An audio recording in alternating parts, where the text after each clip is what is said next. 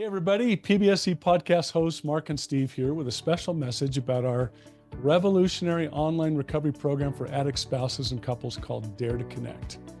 Multiple times every week, we get messages from subscribers in the program.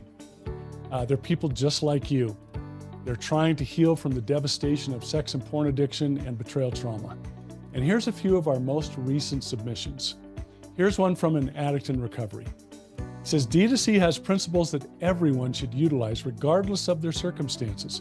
It doesn't matter your coping mechanisms. It matters that you want to work towards genuine connection with your partner. That's awesome. Another testimony from an addict continues on. My wife is just starting out in training as a licensed therapist. Dare to Connect has been far more useful to her than her degree. Wow. The way Mark and Steve apply what they've learned is always so redemptive. D2C has opened doors for my relationship that I thought would be shut forever. Mark and Steve are an incredible resource of information on the subject of sex addiction and betrayal trauma. We could not do this journey without their help. Here's one from a partner who's been with us for nearly a year. I want you both to know that it is because of you guys and D2C that I'm able to be in the place that I am today. I will always be grateful to you both for your feedback and prompt replies to my questions. I can't even come close to putting it into words how valuable my time spent with y'all this past year has been to my life. Thank you for everything you taught me about betrayal trauma and boundaries and thinking errors and loving myself and making myself a priority and standing up for myself. Love that submission. And then as we close out here today, guys, one more account from another addict in recovery. I wish I had a platform like this 14 years ago where I could have learned and done the hard work of recovery before I had done all this damage to myself and to my spouse. And to be candid with all of you, that's exactly why we created Dare to Connect. Mark and I found ourselves in that place. Messages like these and the others like them, they're what Dare to Connect really is all about, guys, and why Mark and I do what we do. Whether you're an addict or a partner of an addict, and no matter where you find yourself in the recovery process, Dare to Connect can take you to the next level. Don't wait another day to catapult your recovery forward. Today is your day for change. Visit us at daretoconnectnow.com to pick up your free 2-week trial of Dare to Connect today.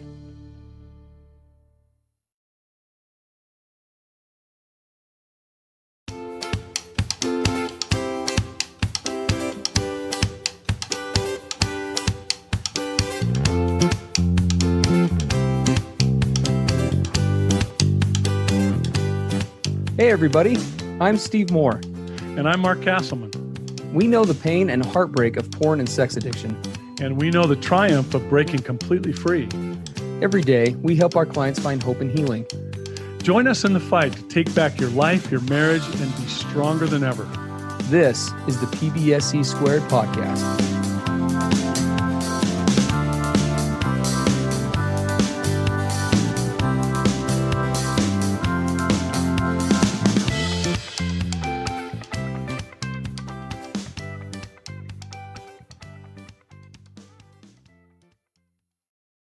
Welcome, everybody, to another episode of the PBSE podcast. Steve Moore and Mark Castleman here, and we are coming to you with episode 332, half in, half out, and recovery.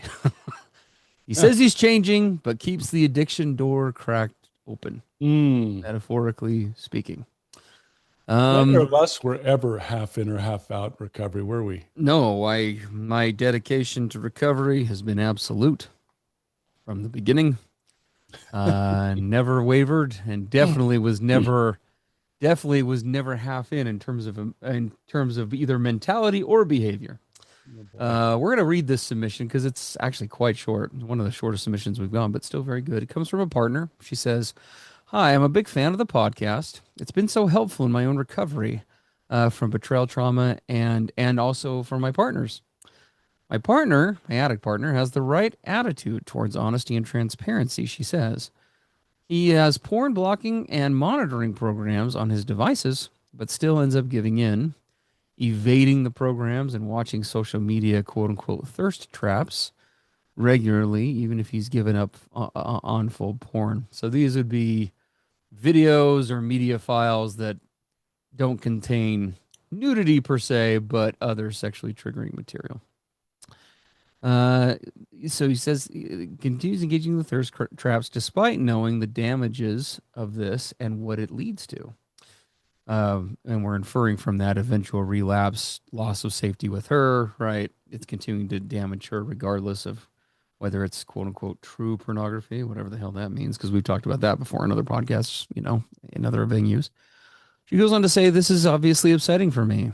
I've heard you mentioned about being quote unquote half in and half out of recovery. I was wondering if you could expand on this as I worry this is what's happening with us. There you go. That's the submission, Yeah.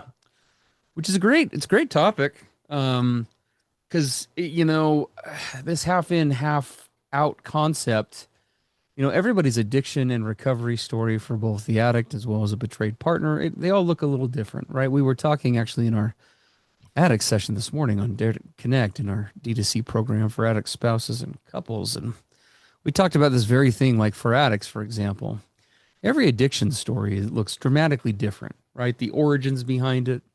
Mark's, for example, his background stems from early childhood examples of abuse and neglect. Mine has roots in kind of colossal traumatic events, like several of them kind of happening in rapid succession. And, if we were to look at other stories, the list goes on, just like for partners as well. But the longer we work in this business, the more things change, the more things stay the same, to borrow the popular phrase. And that's definitely the case, because when we work, for example, with addicts or with partners, even though those origin stories may vary a great deal, where it inevitably kind of finds itself coalescing for both partners in the relationship as well as the coupleship and the challenges they face, they oftentimes kind of coalesce in a very, actually fairly small amount of common problems or issues or obstacles. And this half in, half out piece is very common. And so this is a good topic to tackle today. And we've got a lot to say about it. Yeah. And we want to validate this betrayed partner that wrote into us. It looks like he says he wants recovery. He's got some blockers. He's got monitoring software. She says he's being more honest than he was before. But the key here is that he's still finding ways around all of that and keeps turning to sexualized content. Yeah. And that is, we can't overstate how unsettling this is for a betrayed partner, right? She's not overreacting. This whole social media thirst traps, suggestive reels, scanning, fantasy feeding, the whole sexually charged content, he's still engaging in it. He's still inside his addiction system. Yeah. Because those things, I guarantee that those things he's accessing for reasons connected to the addict brain. These things are still being used for arousal. They're still being used for escape, objectification, secrecy, dopamine hits, pleasure hits. He's still in the system, even though he wants to appear that he's in real recovery. Right. Yeah. So everyone needs to be aware that recovery is not measured only by whether somebody, quote, technically stopped watching porn. Real recovery is measured by whether he's surrendering the whole addictive system that made the pornography possible in the first place. Yeah. I mean, to kind of expand on that, we often say on the podcast, recovery is not a behavior change, it's a lifestyle change. Right. And to extend off of that's an obvious extension of a phrase we hardly ever say, but it applies here. Addiction living is a lifestyle. Yeah. It is simply not just a behavior that operates in isolation or a series of behaviors, right?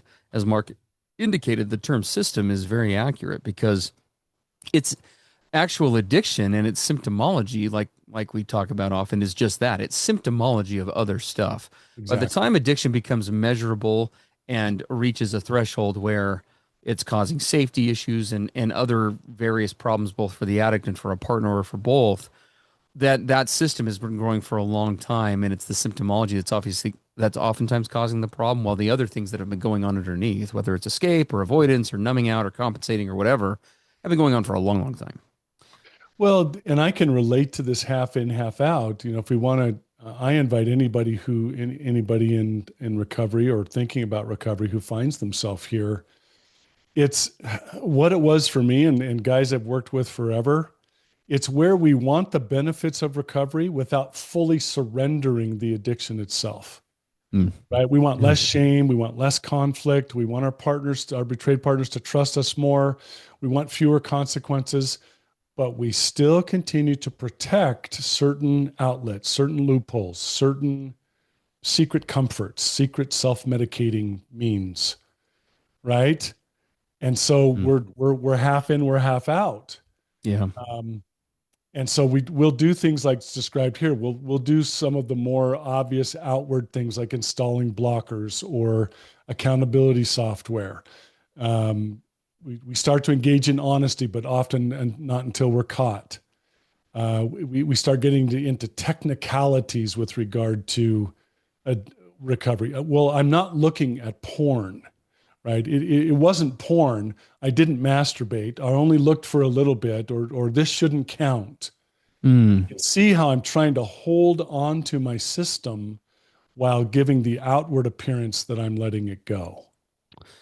Well, and as you can see, there's lots that makes this up, but so much of this is it's all about intention, right? Mm-hmm. And what's the actually going on underneath the behaviors as opposed to just what's observable itself. Some time ago, I believe it was actually in an addict session a few weeks back, a question came up, and this is one of the best parts of being in the Dare to Connect program for our subscribers is that they can do live interactive chat with us in real time. And somebody during the session actually brought up this idea of, what is the difference between quote unquote edging behaviors versus slips? I remember this Mm. came up and we ended up having a really good discussion about it. And we obviously won't repeat that here. And we'd love for you to come join us and grab a 2-week trial of Dare to Connect at daretoconnectnow.com so that you can come and participate in these kinds of discussions. But the sum total of what came out of that is that the difference between those behaviors is two things. One, edging behaviors are a distinct pattern versus slips, genuine slips, which are just what they imply, right? They're stumbles in recovery that are not intentional that we work to correct and then obtain a progressive victory over. But the other piece, kind of tied to that, as you can see, is the intention piece.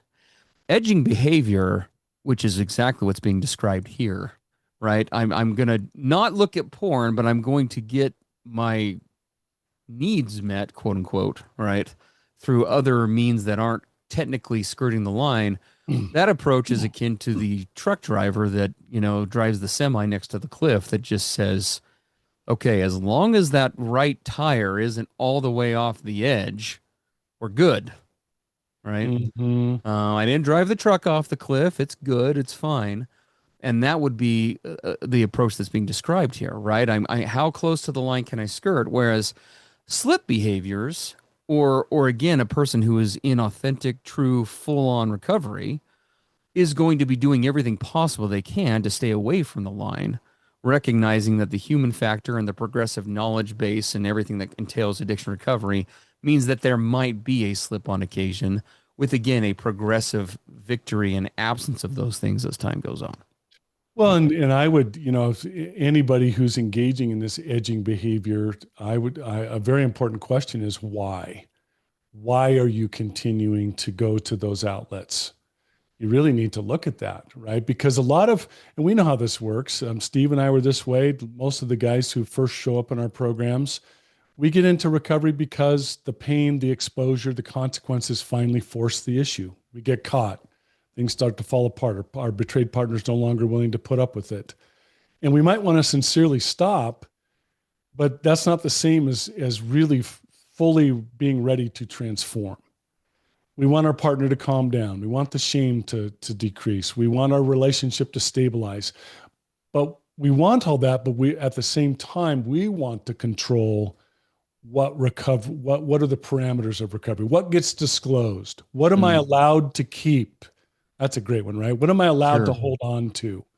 Yeah. And you would ask, why is this happening? Well, I know for me and guys I've worked with, a lot of this is driven by fear, continuing sexual entitlement, trying to manage our shame. This one's a hard one to hear. Emotional immaturity. I'm still acting like I'm 14 years old when this whole thing started. Yeah. And I was afraid of losing my escape system. If we're just going to be blunt. Sure. I mean, all these kinds of outlets had functioned as my way of emotionally regulating myself, as my way of coping with hard life, my way to numb stress or loneliness or inadequacy or boredom. How am I going to live life if I fully give up all of this? Mm-hmm. So we hold on. I watched a nature show years ago, and there was it was about sloths. You guys all know what a sloth is.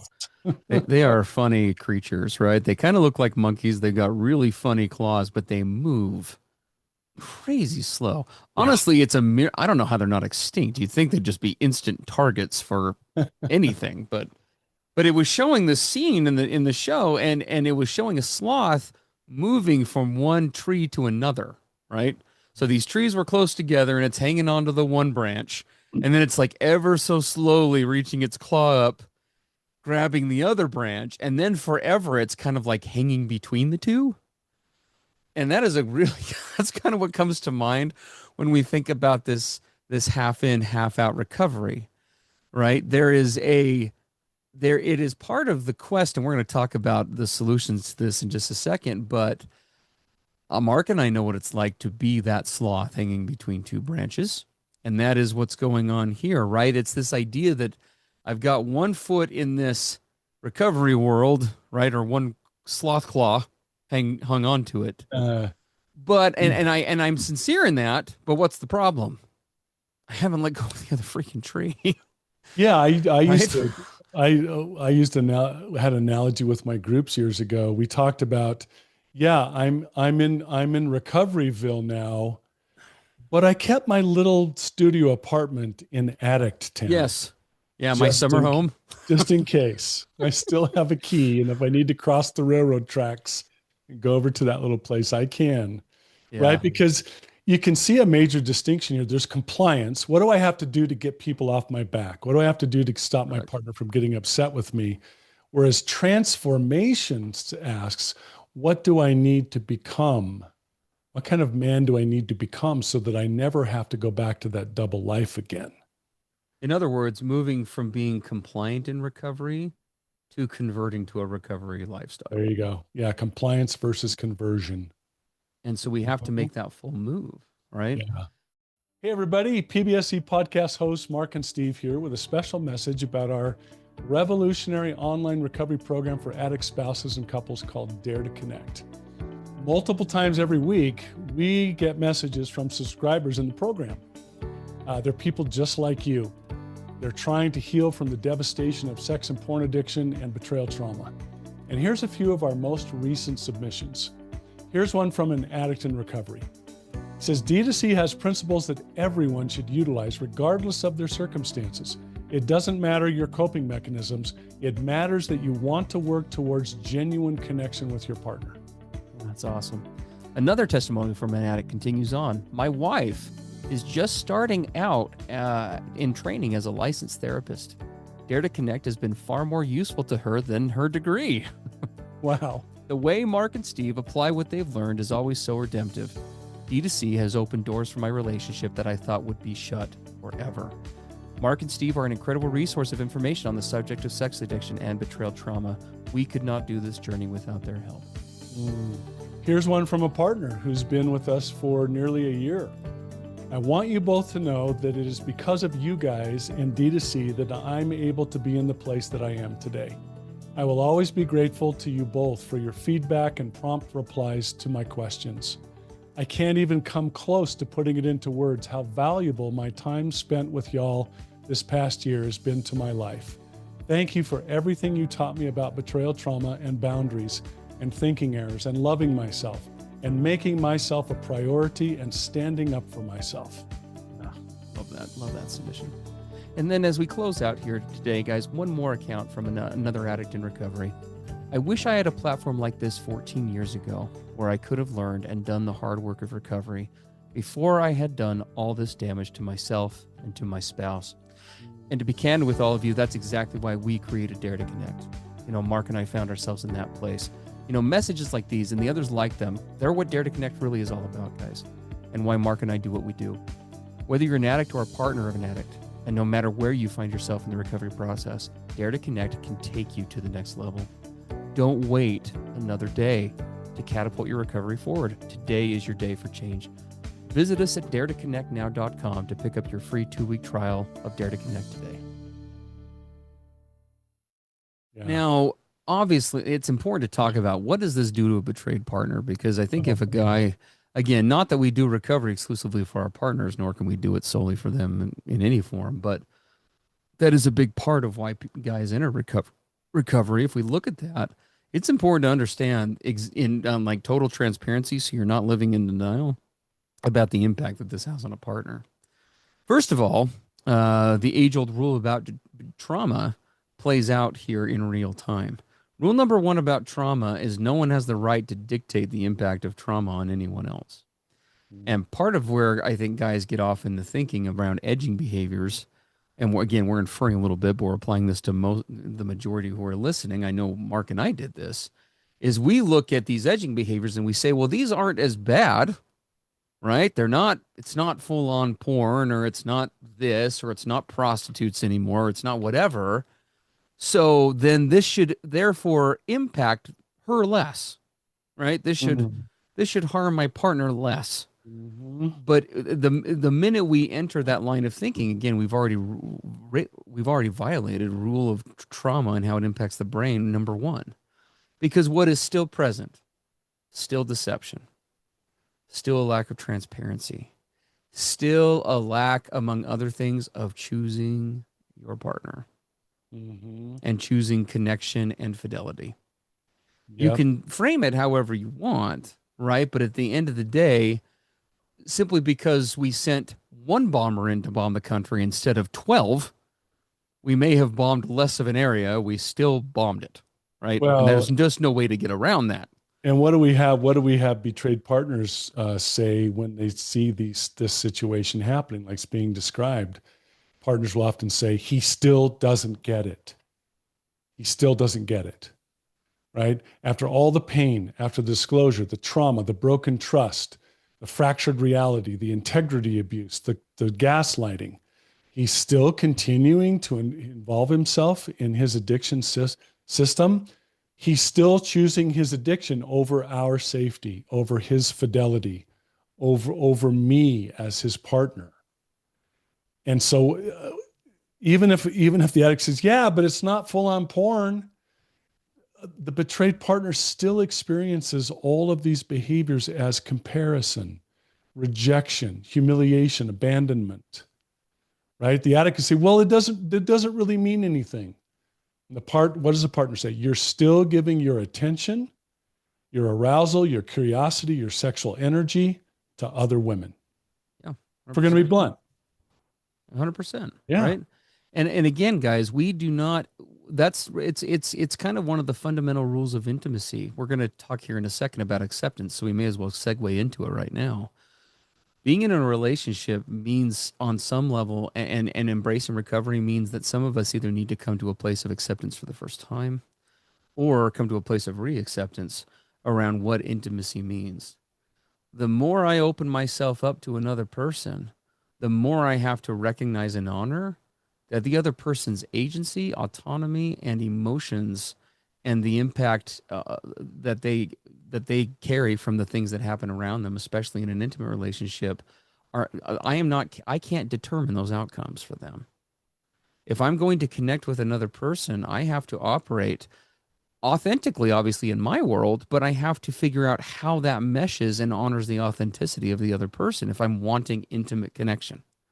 That's how intimacy works. Mm-hmm. But too often we kind of we look for, and again we're going to talk about the acceptance of this, but we addicts are sometimes, call it sexual or even emotional crusaders, looking for what? We're looking for that metaphorical holy grail that doesn't exist, of the door number 3 is what I call it. Yeah. Right?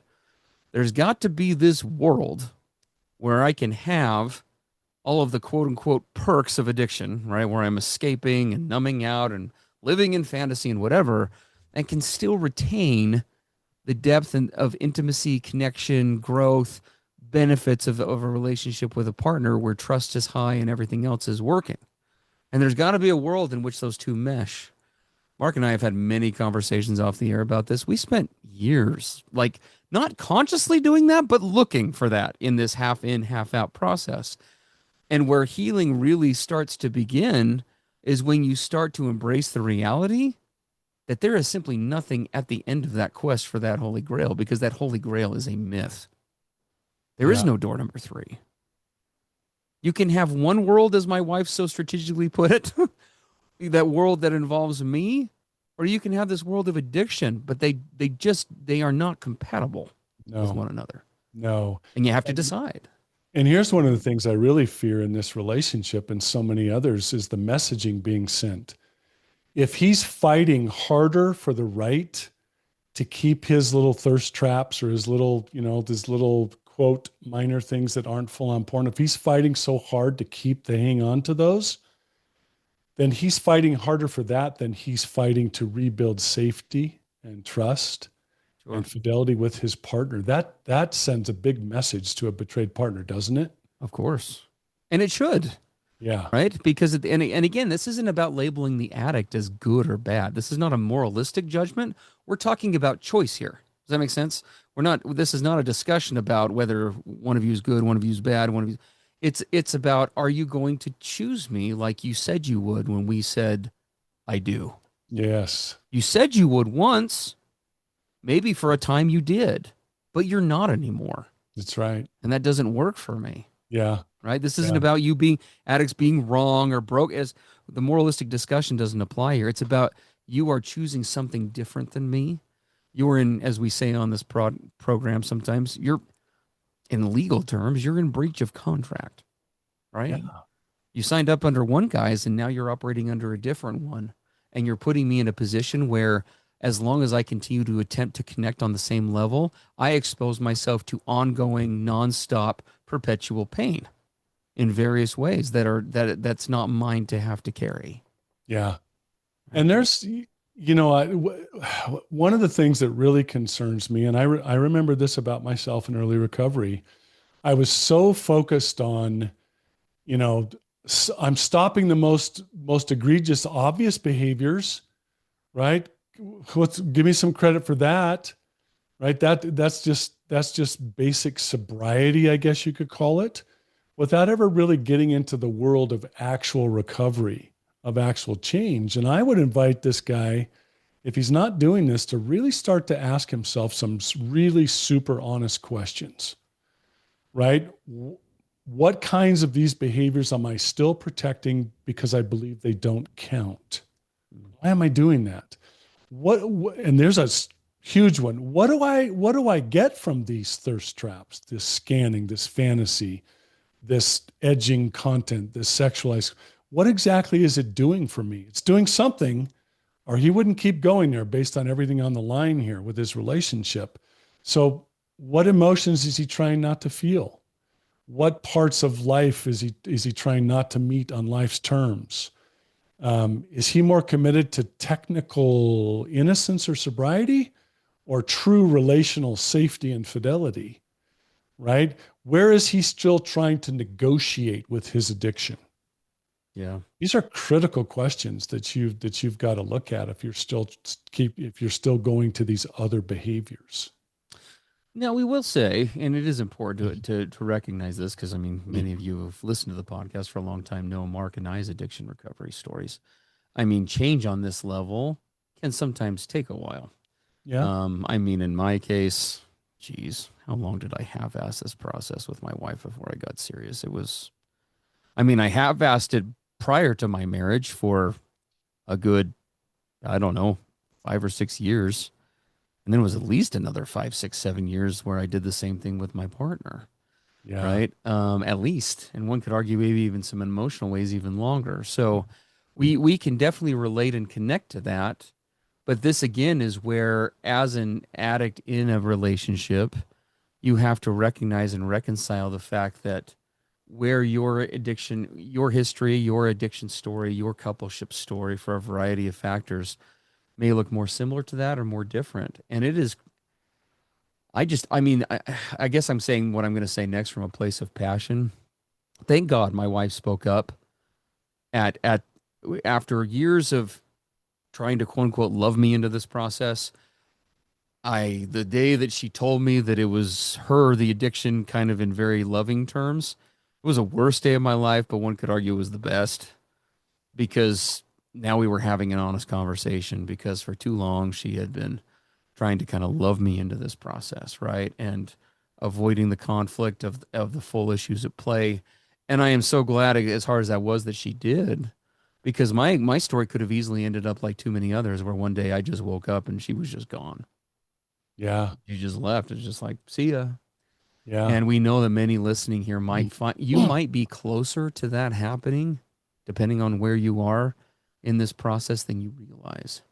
And so the thing that I'm just trying to throw out here, and this is not in our notes for today, but just kind of if you don't take something from this podcast, please take this, is that really dialing in and tuning in with where are we really at in this process is critical.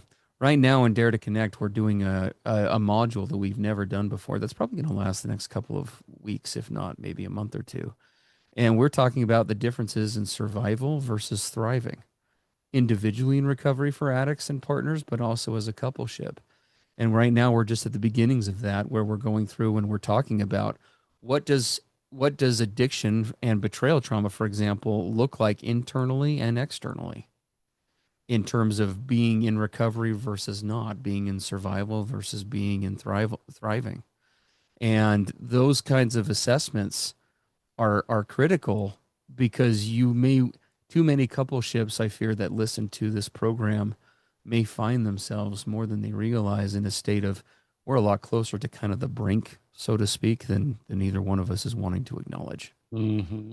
And so the sooner we can get into that discussion, we definitely should. And again, if you're listening to this when this comes out, isn't a better time to join. DareToConnectNow.com. Grab a 2-week trial. We'd love to have that discussion with you. Yeah. And I like, Steve, that you brought up the boundary that your wife set, and so did mine, right? Our any guys listening, our betrayed partners can't monitor us incessantly. They can't No. force us into real integrity. They can't force us to fully surrender our addiction system. They could never explain their pain perfectly enough to make us finally care. All they can do is define what's safety and what is required for them to be willing to remain in this relationship, and that's through boundaries. And to thrive in it. What's Yeah, going to help them to thrive? right. And so the language I'm hearing from this betrayed partner is she's not willing to call what he's doing full recovery if he's still seeking sexual stimulation through these social media and other edging loopholes. She's just not willing to she has to come out and say, that's not recovery. That does not work for me. That's not going to get it done. Right? She's not asking for perfection. She's asking for reality, for humility, for consistency, for safety. Right. And so he's got to get to the place where he moves from saying, what can I still get away with?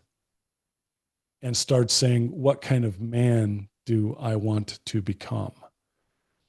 What Yeah. are my partner's true wants and needs, and how do I transform into the guy that can deliver on that? So what does this fall to? Where do we end as we wrap up for today on this podcast? And we again appreciate all of you always participating and sending us questions. But what does this mean? First of all, it means that there needs to be a recognition and a drawback to what parts of this are mine to own versus theirs to own.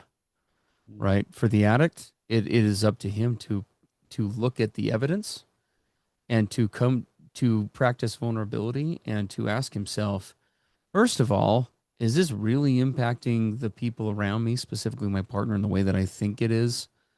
Or am I kind of up in the night with that? The second piece of that is, can I be real and honest about how this is actually impacting me? Because it is impacting my partner, but what is it really doing to me? And do I want to continue on this way in perpetuity? Right? And asking those really important self-analysis questions. For a partner, it means loving herself primarily, but secondarily loving the relationship enough to find her voice and to say, look, you're going to do what you're going to do, but you need to know how this is impacting me and to what degree this doesn't work in a relationship with me. And that voice, partners, is so important, because as to every partner who's been married to a Steve or a Mark, where this is where that at that point, that's where the defenses come up. Well, what about Jim down the road? Or what about this? Or it's not as bad as you think. You finding your authentic voice and simply sharing that is how you circumvent that discussion, because it's not about comparison. It's about your truth. Maybe that does work for Heidi or Jeanette or whoever down the road, but it doesn't work for me. Right? This does. I can't speak to that. All I can speak to is my marriage and my connection and what I want in an intimate relationship and what I need. So let's have that discussion. Yeah. Yeah.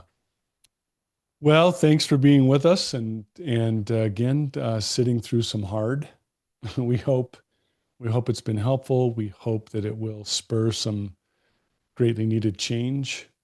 Again, we'd love to have as many of you as possible come on over and join us in Dare to Connect, where we delve very deeply into all of these things, 5 different times a week. And hope you'll come over to daretoconnectnow.com to try that out. And as always, if you want to send in questions for the PBSE podcast, you can do that by going to the daretoconnectnow.com website, click on the PBSE banner at the top, and then you'll see a contact form. We're about 5-6 weeks out with the backlog of questions.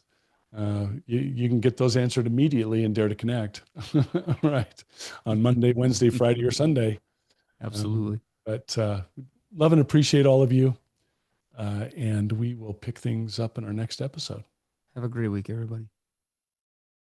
Everything expressed on the PBSE podcast are the opinions of the hosts and the participants, and is for informational and educational purposes only. This podcast should not be considered mental health therapy or as a substitute thereof. It is strongly recommended that you seek out the clinical guidance of an individual qualified mental health professional. If you're experiencing thoughts of suicide, self-harm, or a desire to harm others, please dial 911 or go to your nearest emergency room.